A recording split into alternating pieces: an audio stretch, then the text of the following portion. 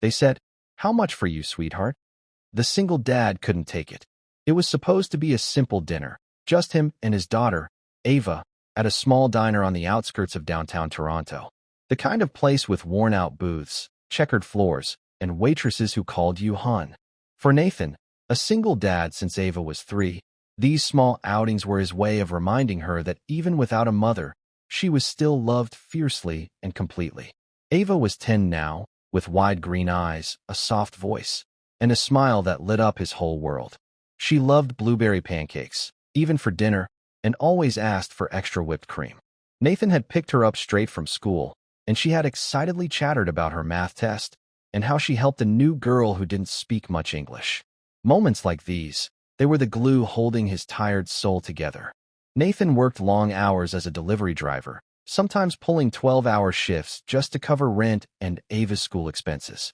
His hands were calloused from years of labor, his back often aching. But every night he tucked Ava in with a story and a kiss. She never once complained about not having the latest toys or a big house. She knew what they had, each other, was more than enough. That night, while they waited for their food, Ava asked him a question. "Daddy, when you were little, did you ever wish your mom could stay home with you more?" He smiled, nodded. "Yes, sweetheart. I did. But I know she loved me, just like I love you." Ava reached over and held his rough hand with her small fingers. "I love you too, Daddy." It was quiet then, peaceful, until the door opened and 2 men walked in. Loud, drunk, laughing in that empty, cruel kind of way. They sat at the counter behind Nathan and Ava. At first, he paid no attention. They were just noise in the background.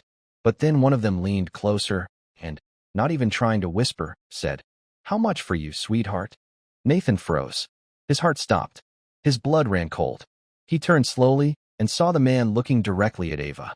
The man chuckled to his friend, who grinned back like it was some kind of joke. "She's got her daddy's eyes. Wonder if she comes with a price tag." Everything inside Nathan broke. Every quiet struggle, every missed meal to save money for Ava's school shoes, every sleepless night. It came rushing out in a single, uncontrollable wave. He stood up, fast. His chair screeched. "What did you just say?" His voice wasn't loud, but it was deadly calm. The man smirked. "Relax, man, it was a joke." Nathan's hands trembled. But not from fear.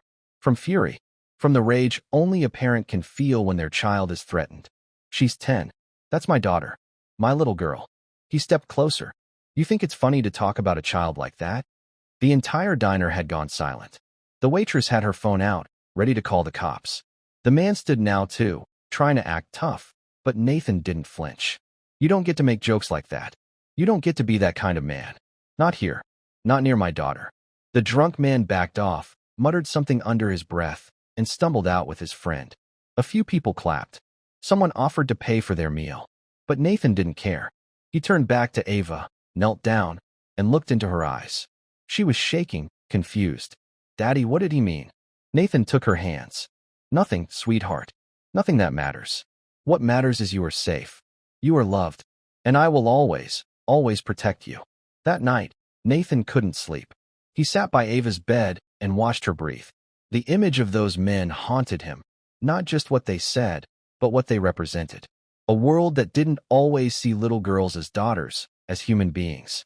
Sometimes it saw them as objects, as targets. And that scared him. He knew he couldn't protect her from everything, but he could teach her her worth. He could show her every day that her voice mattered, her safety mattered, and that she was never alone. A week later, he enrolled Ava in a self-defense class. She was hesitant at first, but he went with her to every session.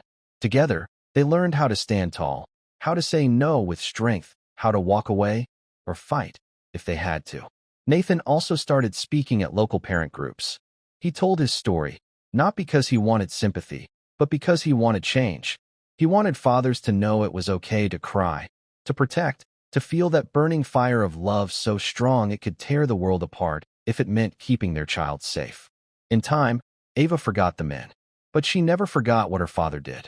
Years later, when she was a teenager, she would still tell her friends, "My dad once stood up to 2 grown men because they said something awful.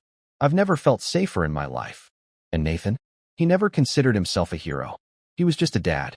A tired, overworked, imperfect dad. But in that moment, When everything was on the line, he proved what love really looked like. Love wasn't soft. It wasn't always gentle.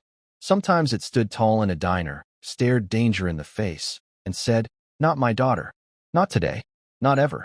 In a world that too often forgets the value of compassion, of courage, and of human dignity, that single moment whispered a powerful message to anyone who would listen.